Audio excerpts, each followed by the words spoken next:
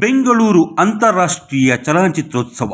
ಇಲ್ಲಿ ಯಾವ ಸಿನಿಮಾ ಪ್ರದರ್ಶನ ಆಗ್ತಿದೆ ಅನ್ನೋದು ಚಿತ್ರೋತ್ಸವದಲ್ಲಿರುವವರಿಗೇ ಗೊತ್ತಿಲ್ಲ. ಅದೊಂದು ಕಾಮಿಡಿ ಆದರೆ ಇಡೀ ಚಿತ್ರೋತ್ಸವದಲ್ಲಿ ಕನ್ನಡದ ಕಗ್ಗೊಲೆಯಾಗಿದೆ. ಕರ್ನಾಟಕದ ರಾಜಧಾನಿ ಬೆಂಗಳೂರಿನಲ್ಲಿ ನಡೆಯುತ್ತಿರುವ ಕನ್ನಡ ವ್ಯಾಕರಣವನ್ನು ಇನ್ನಿಲ್ಲದಂತೆ ಪ್ರೀತಿಸುವ ಅಪ್ಪಟ ಕನ್ನಡಿಗ ಸಿದ್ದರಾಮಯ್ಯನವರ ಸರ್ಕಾರದಲ್ಲಿಯೇ ನಡೆದ ಚಿತ್ರೋತ್ಸವದಲ್ಲಿ ಕನ್ನಡವನ್ನು ಮನಸ್ಸಿಗೆ ಬಂದಂತೆ ಕೊಂದು ಬಿಟ್ಟಿದ್ದಾರೆ. ಚಲನಚಿತ್ರ ಅಕಾಡೆಮಿಯ ಅಧ್ಯಕ್ಷರಾಗಿರುವ ಸಾಧು ಕೋಕಿಲ ಅವರು ನಟ, ನಿರ್ದೇಶಕ, ಸಂಗೀತ ನಿರ್ದೇಶಕ, ನಿರ್ಮಾಪಕ ಎಲ್ಲವೂ ಆಗಿದ್ದವರು. ಅಂತಹ ದಿಗ್ಗಜ ಸಾಧು ಕೋಕಿಲ ಅವರಿಗೆ ಕನ್ನಡವೇ ಗೊತ್ತಿಲ್ವಾ?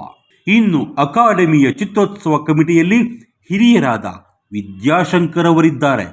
ಪ್ರಜಾವಾಣಿಯಂತಹ ಪತ್ರಿಕೆಯಲ್ಲಿ ಸಿನಿಮಾ ಟೀಮ್ ಮುನ್ನಡೆಸಿದ್ದ ಹಿರಿಯ ಪತ್ರಕರ್ತ ಗಂಗಾಧರ ಮೊದಲಿಯಾರ್ ಕೂಡ ಇದ್ದಾರೆ. BN ಸುಬ್ರಹ್ಮಣ್ಯ ಅವರಂತಹ ಸಿನಿಮಾ ಪತ್ರಕರ್ತರ ಒಕ್ಕೂಟದ ಅಧ್ಯಕ್ಷರಿದ್ದಾರೆ.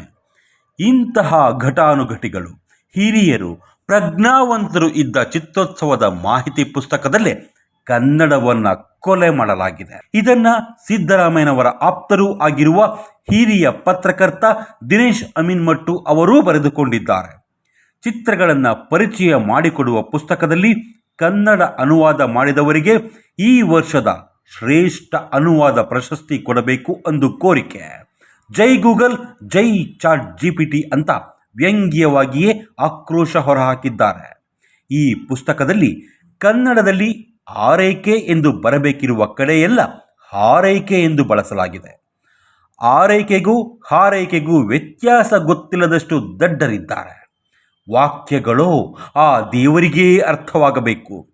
ಇನ್ನೊಂದು ವಾಕ್ಯವಿದೆ, ದುರ್ಬಲಗೊಳಿಸಲು ಮಿರಿ ಯತ್ನಿಸುತ್ತಾಳೆ ಎಂಬ ವಾಕ್ಯ. ಅದ್ಯಾವನಿಗೆ ಅರ್ಥವಾಗುತ್ತದೋ ಗೊತ್ತಿಲ್ಲ. ಮತ್ತೊಂದು ಕಡೆ ಅರೆ ಬರೆ ಬೆಂದ ಪಬ್ ಸಂಗೀತಗಾರ ಎಂಬ ಪದ ಇದೆ. ಸ್ಟಂಬಿಂಗ್ ಪಬ್ ಮ್ಯೂಸಿಷಿಯನ್ ಅನ್ನೋ ಇಂಗ್ಲಿಷ್ ಪದಕ್ಕೆ ಕನ್ನಡದಲ್ಲಿ ಅರೆ ಬರೆ ಬೆಂದ ಪಬ್ ಸಂಗೀತಗಾರ ಅನ್ನೋ ಅರ್ಥ ಇದೆಯಾ? ಕೋಟಿ ಕೋಟಿ ಖರ್ಚು ಮಾಡೋ ಅಕಾಡೆಮಿಗೆ ಒಂದಿಷ್ಟು ಹಣ ಕೊಟ್ಟು ಸರಿಯಾಗಿ ಕನ್ನಡ ಗೊತ್ತಿರೋರಿಂದ ಅನುವಾದ ಮಾಡಿಸೋಕ್ಕೂ ಆಗ್ತಿರ್ಲಿಲ್ವಾ? ಕನಿಷ್ಠ ಅವರದ್ದೇ ಅಕಾಡೆಮಿಯಲ್ಲಿರುವ ಮೊದಲಿಯಾರ್, ಸುಬ್ರಹ್ಮಣ್ಯ, ವಿದ್ಯಾಶಂಕರ್ ಅವರಿಗೂ ನೋಡುವುದಕ್ಕೆ ಆಗ್ತಾ ಇರಲಿಲ್ವಾ? ಮಾನವನ ಕಳೇಬರದ ಅನ್ನೋ ಪದ ಇದೆ.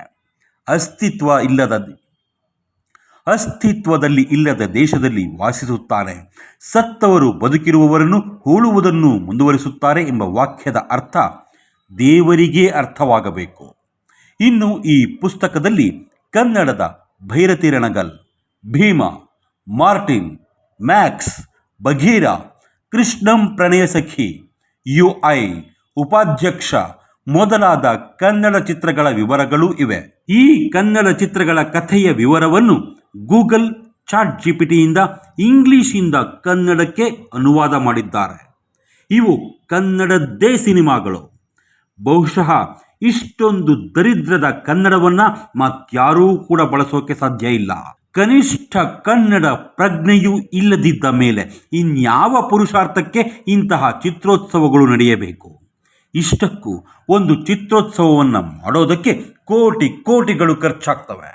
ಆ ಕೋಟಿಗಳಲ್ಲಿ ಒಂದಿಷ್ಟು ಹಣವನ್ನು ಸರಿಯಾದ ಕನ್ನಡ ಬಳಸೋದಕ್ಕೆ ಖರ್ಚು ಮಾಡದಿದ್ದ ಮೇಲೆ ಈ ಚಿತ್ರೋತ್ಸವಗಳಾದರೂ ಯಾಕೆ ಬೇಕು? ಅಕಾಡೆಮಿಗಳಾದರೂ ಯಾಕಿರಬೇಕು ಅಲ್ವಾ? ಅಂದ ಹಾಗೆ ಕನ್ನಡವನ್ನು ಹೇಗೆ ಬೇಕೋ ಹಾಗೆ ಕೊಚ್ಚಿ ಕೊಚ್ಚಿ ಕೊಲೆ ಮಾಡಿರೋ ನಾಯಕರೆಲ್ಲ ವೇದಿಕೆ ಹತ್ತಿದ ಕೂಡಲೇ ಕನ್ನಡವನ್ನು ಸ್ಪಷ್ಟವಾಗಿ ಬಳಸೋದನ್ನು ಸಿನಿಮಾ ಪ್ರೇಕ್ಷಕರಿಗೂ ಹೇಳಿಕೊಟ್ಟ ಡಾಕ್ಟರ್ ರಾಜ್ಕುಮಾರ್ ಅವರ ಹೆಸರು ಹೇಳ್ತಾರೆ. ಮಾಡಿದ್ದ ಎಡವಟ್ಟುಗಳಿಗೆಲ್ಲ ಡಾಕ್ಟರ್ ರಾಜ್ಕುಮಾರ್, ವಿಷ್ಣುವರ್ಧನ್ ಅವರ ಹೆಸರು ತಂದು ಬಚಾವ್ ಆಗೋಕೆ ಸಾಧು ಕೋಕಿಲ ನೋಡ್ತಿದ್ದಾರೆ. ಇದನ್ನೆಲ್ಲ ನೋಡಿದ ಮೇಲೆ ಅನ್ನಿಸೋದು ಇಷ್ಟೇ, ಇನ್ಮೇಲೆ ಸಿರಿಗನ್ನಡಂ ಗೆಲ್ಗೆ ಅನ್ನೋದರ ಬದಲು ಸಾಧು ಕೋಕಿಲ ಕನ್ನಡಂ ಗೆಲ್ಗೆ ಅಂತ ಬದಲಾಯಿಸಿದ್ರೆ ಒಳ್ಳೆಯದು.